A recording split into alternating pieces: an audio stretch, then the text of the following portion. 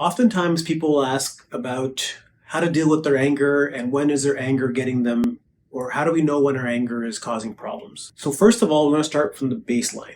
Okay, anger is normal, right? Meaning it's a normal universal emotion.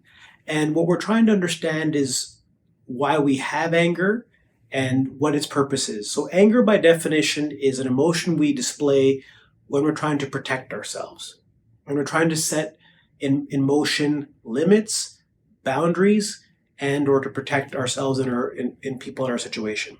So for me, when we're working with the anger emotion, we're looking at healthy expressions of anger, which are things like assertion, being able to say no, being able to set a boundary, being able to not engage in a situation or be involved in a relationship or an experience that causes you pain or suffering.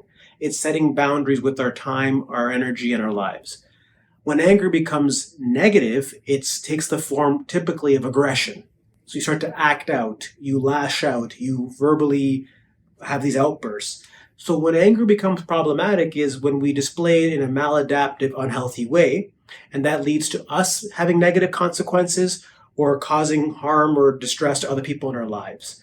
So why this is important to differentiate is oftentimes those of us who struggle with experiencing and expressing our anger, we tend to say all anger is bad. And what we do in that situation then is discount the value that there is in the learning and the knowledge and the information that anger is giving us as an emotion. And we end up actually creating a situation where we'll never learn how to effectively live with our anger and to assert it healthily. And that perpetuates a cycle of bad anger outbursts over time because you never practice healthy expression. So the main takeaway here is anger is normal and healthy if it's done in an adaptive way and becomes unhealthy and maladaptive when you express it in the form of aggression.